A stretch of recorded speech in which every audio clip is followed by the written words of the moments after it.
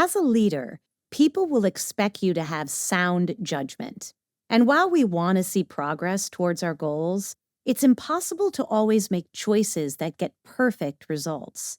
Instead of focusing on these pressures, it helps to just make sure you have the information, tools, and skills to narrow down your options. When it's time to make a choice, you can use different approaches or decision-making styles. An autocratic decision-making style is when a leader makes decisions without seeking input from others. This style is most effective in situations where you have to make quick decisions, such as in crisis management or when dealing with tight deadlines. For instance, during a cybersecurity attack on a company, the IT department head might need to make immediate decisions about shutting down systems or isolating parts of the network without consulting the broader team to prevent further damage. A consultative decision-making style is when a leader seeks input from team members or other stakeholders before making a final decision. This style is valuable when the decision impacts multiple departments or when the decision requires specialized knowledge. A realistic scenario might involve a company considering expanding into a new market. The leader might consult with market research teams, financial analysts, and regional managers to gather insights and perspectives before deciding on the expansion strategy. The democratic decision-making style goes a step further by allowing the team to vote on the final decision. This approach is particularly effective when you want the team's buy-in or when the decision equally affects everyone. An example of this could be a small startup deciding on which project management tool to adopt.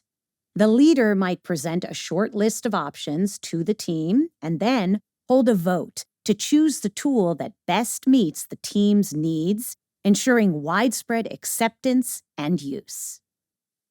Consensus building is a decision-making style that seeks unanimous agreement among all team members before moving forward.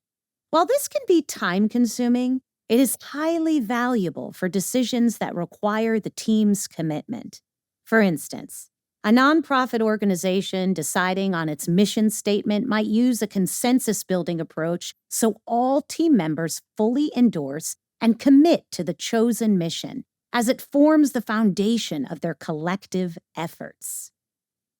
The delegated decision-making style means assigning someone to make the decision, typically someone closer to the issue at hand or with specific expertise. This style is effective when decisions are highly technical or when others can make faster, more informed responses. A realistic example might be a restaurant chain where the head chef at each location decides on the daily specials based on the freshest local ingredients available, instead of centrally making those decisions. And the intuitive decision-making style relies on a leader's instincts instead of on extensive data analysis or input from others. This style can be effective in situations where there is little information available or when you have a lot of experience and expertise that inform your instincts.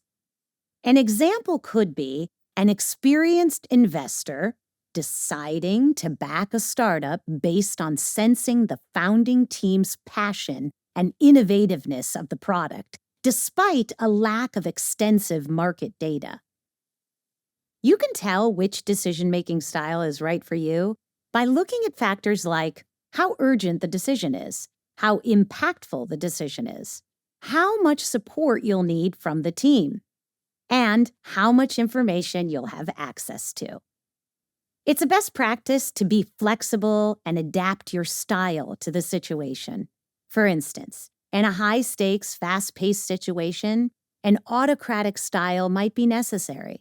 But when the decision impacts the entire organization and there is time for a thorough evaluation, a democratic or consensus-building approach might be more suitable.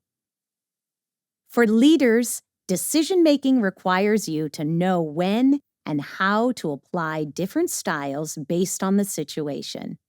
Being versatile enables you to make effective decisions and give your team the best chance of success.